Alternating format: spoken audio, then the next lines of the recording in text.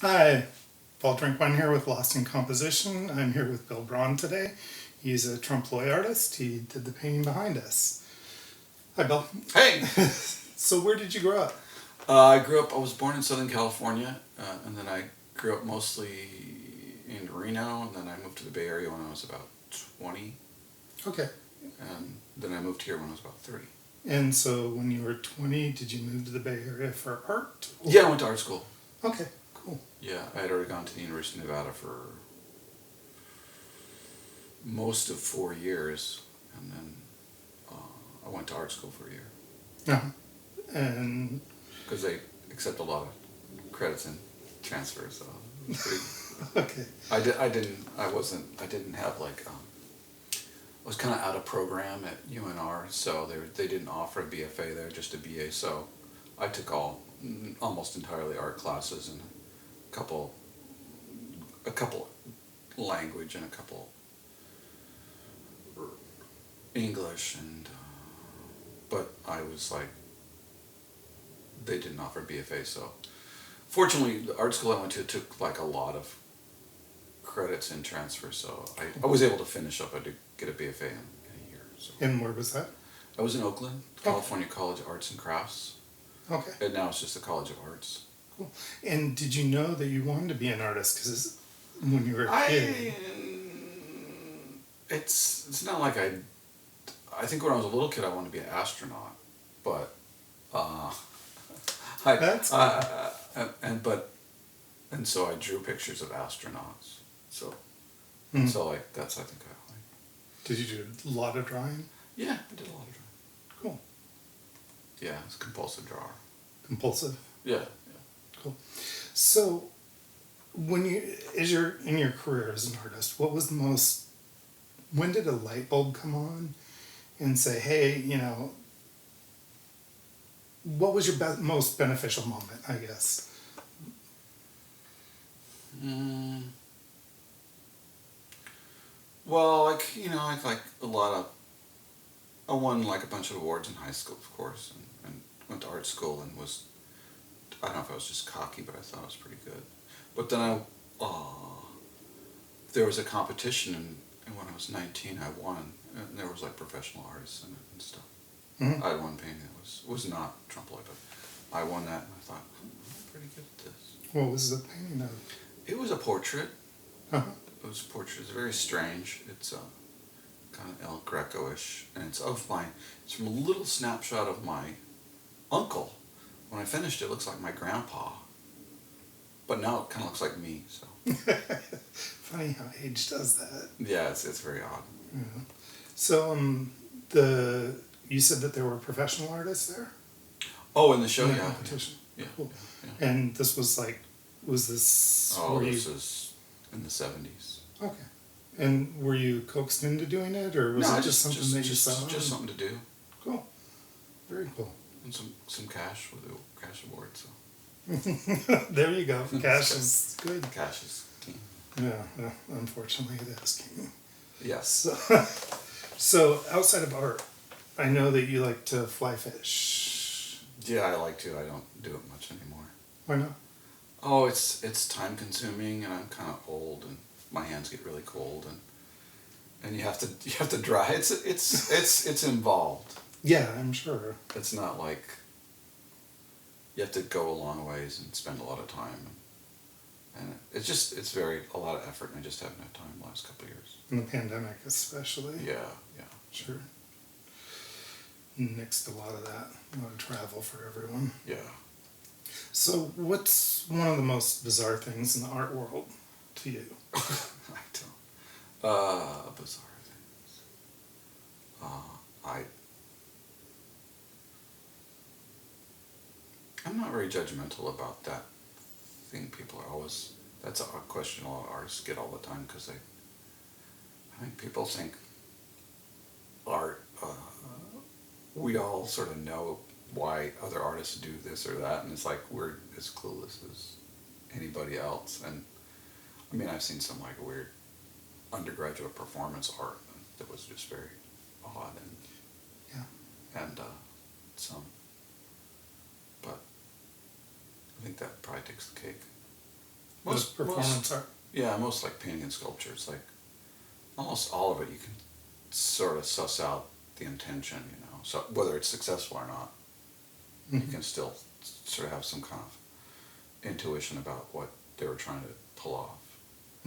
So it never seems weird. It just seems it's just generally unsuccessful, other than weird. Where it's like I think some people would say it's weird, but it's not. Oh, honey, they were trying to do this. It's a little weird. Yeah, it's a little weird. Yeah. So let's talk about trompe-l'œil. Oh, sure. So this was actually the first painting that that Bill and I bought. Ever? Ever. Wow. Ever. And so you're the one that got us into collecting art. And I'm guilty, huh? yeah, it's all your fault. Yeah. And when I first saw your work, I had seen it years before Bill and I met, and I was in the gallery and I was just looking at it going, I can't believe what people pay for this crap. You know, and then you did.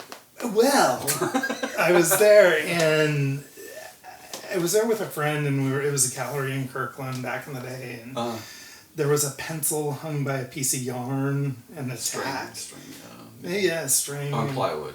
On plywood, and I was like, what the hell? And so nobody was looking, and I went click, and I'm like, no way. And I like did this on the side of the painting, and then I went and I told my friend, and I'm like, this is all paint. And he's like, no. And that's what got us into it. And so I love it because it makes my brain hiccup. I still see things in this. We've had it for almost 20 years. And I still see things in it from time to time that I'm like, I didn't even know that was there. And it still makes my mind hiccup. Like, I'll see the moon here jutted out, and my mind will go, paper, still, 20 years later. Oh, good. So, thanks. So what is trompe-l'œil to you? Oh, well, not just to me, but trompe-l'œil is a really specific kind of area of art. It's like, it encompasses faux sculpture. Like, the thing about trompe-l'œil is that it has to imitate precisely what it's supposed to be. So, like you'll see, there's like pottery or even it's like polychrome people, like Dwayne Hansen or somebody like that. Yeah. You know what I mean? It's yeah.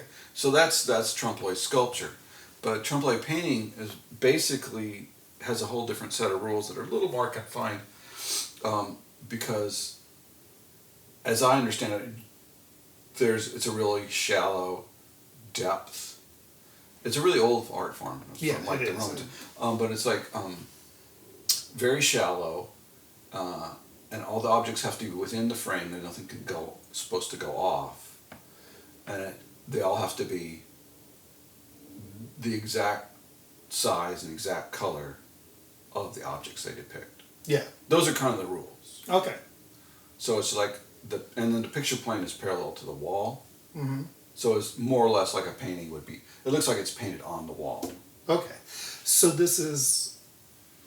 size-wise, is this pretty much reaching the maximum size? I don't like to do too much bigger than that because I have a crazy theory. It's like if it gets too small, it doesn't really work. But if it gets too big, I think your eye scans across it because your eyes are never still on anything. That's really just you probably know optics. That's just an illusion. But your eyes are scanning all the time, and the farther they go, it's harder to get that kind of. I don't. To me, they're not as effective. I've seen some pretty big trompe-l'œil paintings, and I don't. Okay.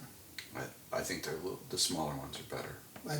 Yeah, that's not too small, but I like this size. I've only seen smaller ones. Yeah, this size is pretty much the biggest that I've seen. Yeah, I always send people, if they're interested in the history of it, and some really good examples, if they're in San Francisco, to go to the de Young Museum, and I think they still do. They have a whole room of all like the prominent late 19th century. Okay, cool. I haven't been there. The Boston Museum of Fine Arts does too. Yeah, they probably have a little wing of. Yeah. Because it was a really popular form of painting for a while in the late 19th century. Mm. I mean, because they were like nothing like this, but they were kind of thematic objects that were, I mean, Like fruit. cliche. Yeah. Yeah. So And I've seen some others with like tools. yeah, stuff like that. Yeah. Yeah. Cool. Yeah. So why did you gravitate towards it? Well, I think at one time I was doing kind of geometric shapes, just flat, overlapping, but then I decided to put like little shadows. Mm-hmm. It was nothing like this, like they were, and it was mostly just drawings at first, but then, with cast shadows, Mm-hmm. in a kind of shallow illusionistic space of like, different little geometric things, and it was kind of a little tricky because the shadows weren't always rationalized, Mm-hmm. but it's kind of hard to explain. But then it evolved into. Then I did paintings of those shapes, and then I decided to do paper, and it was geometric, and then I started to do like recognizable scenes and clouds and trees and stuff like that. Out of paper. Yeah. Well, looking like paper. Looking like paper. Yeah, trompe-l'œil, yeah. Sorry. Out of Paper paper, staples, yeah. so on and so forth, yeah. Yeah. Don't want any of the viewers to get confused. This is not paper. This is all paint. So what are some of the rules that you specifically try to adhere to? Well, just all those, and I don't really do it consciously. It's just kind of like, that's just the way it is. So it's, it just has to be, everything has to be inside the picture. Nothing can go off. And everything has to be like the exact same size as it would be in real life. Yeah. And you just, I don't even do it consciously anymore. It's just a given and the way you do it. So why did you choose paper cutouts and things like that to... Well, they were, like I think the texture sort of added an extra element instead of just having flat geometric shapes. And Yeah. I wish I had some examples of that. But Maybe we can... yeah. Some examples of the more traditional... But there was an in-between phase where I did like shapes, squares, rectangles and stuff, and I would cut eyes and mouths in it. And have those figures, yeah. That was kind of like my early success. I had a couple shows in San Francisco with. It was like stuff was kind of inspired by East Village art. It was kind of like. It was kind of emo and kind of, it was kind of the zeitgeist at the time. I think you probably recognize the influences if you saw it. Yeah, I've seen it actually. Yeah. Yeah. But like real East Village-y sort of. Yeah, I like it. Oh, thanks. Yeah, it's actually what, I think you were still doing a lot of that when I first found your work. Mm. Big Gunner? No, I just think I started right off with more representational shapes of narrative scenes. Well, then I'm going to have to go back and take a look at them. And I did do a few of those. Because I know I've seen them. Yeah, I did do a few of them, but I kind of like felt like they were sort of a dead end. I just didn't. Yeah, I think that's why I dropped that whole thing. It was mostly I just felt like I ran out of ideas. Okay. So commissions. You are one of the, not all artists do commissions, you do. Yeah. We've done a couple with you and they turned out absolutely stellar. What has doing commissions taught you?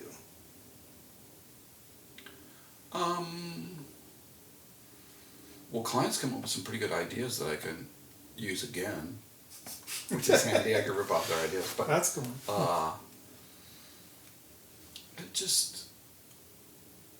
It's like when people are, when you working with a client, you really get to understand what they see in your work, what's kind of like what's working and what, because like artists like do a lot of stuff and it's falling on deaf ears, you know. So you want to. Yeah, I see. What Yeah, I mean you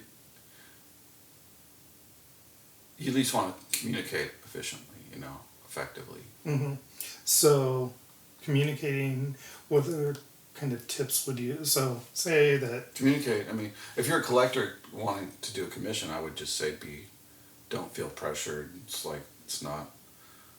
There's no mumbo jumbo or mystery in it. Just, you know, what really helps is if somebody just does a little cartoon sketch of what their idea is. Yeah, I mean, it could be really, really crude, but it's like even that's worth 100 words right there. It's like, because you can see it and you sort of go, oh yeah.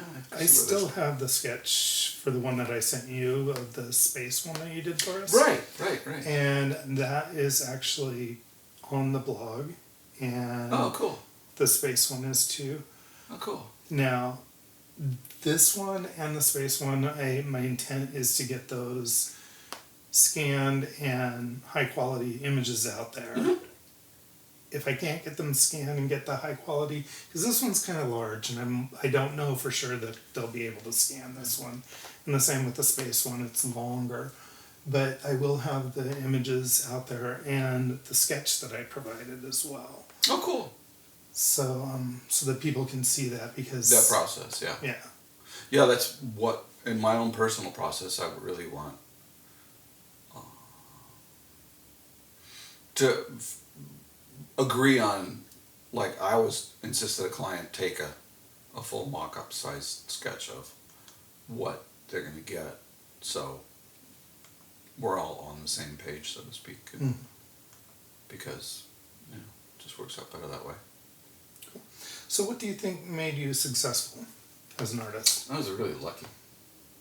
Luck has a lot to do with everything. Well, yeah. Well, I mean, besides luck, if you just do it all the time, you know, if you keep doing anything all the time, luck is going to catch up with you, whether it's good or drag racing, karma, drag racing, skydiving, or doing something a little more productive. That, yeah, you know, good or bad luck's going to catch up with you if you do it. When you and I had this conversation before, you said that you show up to work on time every day.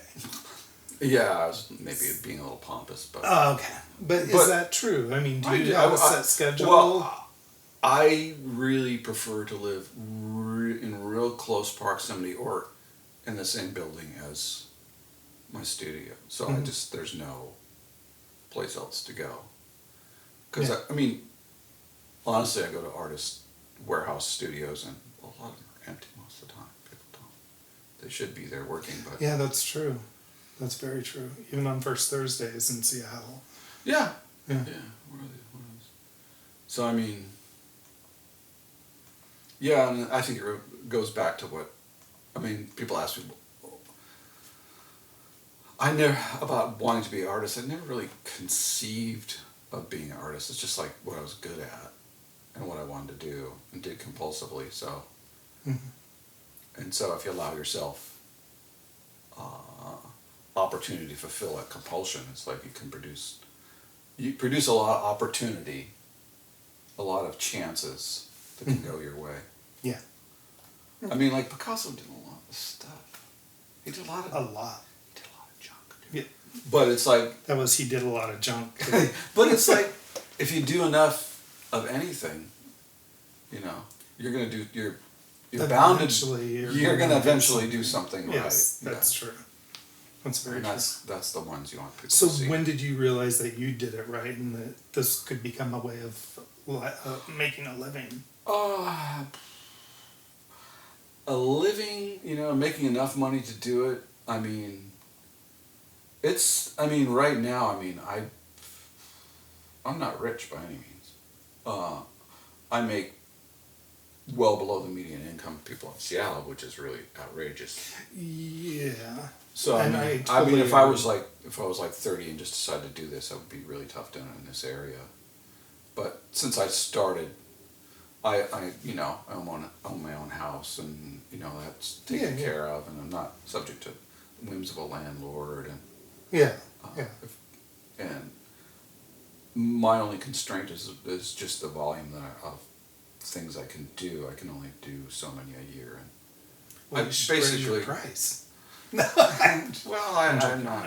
No, but That's your thing. seriously, I mean, I think I set a fair price. Okay. I make a decent living, but Yeah. my point is that, like, if I was just walking into it as a 30-year-old today, it's like I was a 30-year-old in 1984, so Yeah. 1985, so Rents and property values. Were right, not yeah, it was crazy a whole. like I they are don't know now. exactly how somebody would pull it off nowadays. Yeah. I've watched a couple younger artists closely, and it's amazing that they're actually able to sustain themselves. Some of them aren't sometimes, and they end up surfing, but they still have their studios, and they actually are still chasing their dreams, which I think is really cool. Who was it? I knew an artist who's pretty well known now. He's of he's not Shepard Fairey, but he's of that ilk and that genre and of that time period. And he was pretty well known for a while. And you could probably find him online and at auctions and stuff. Mm-hmm. But he always had to have a studio, and he always picked girlfriends that had the nicest apartments and the hottest showers and such. So. There you go. And I knew other artists that had a studio, but they live on a boat Mm-hmm. or a house set or Yeah. something like that. Mm-hmm. Cool. So, what tips do you have for aspiring artists? Oh, I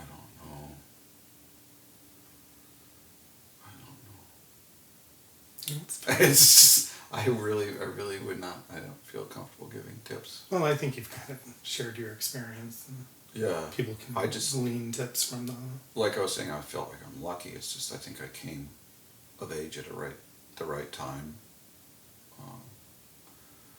The things were less expensive than they are now, and rent and such like that. Yeah, that's very true. Yeah. So, And I was just young enough to miss the Vietnam War. to miss the war? The Vietnam Oh, War, yeah. just like by a year, Yeah, that's but old enough to. to be impacted by it. Yeah, well, just old enough to get all the benefits of growing up in that time. Okay. And the Cold War build-up was very... Yeah. Financially, it was very beneficial for a lot of people. Yeah. Well, I suppose so. Yeah.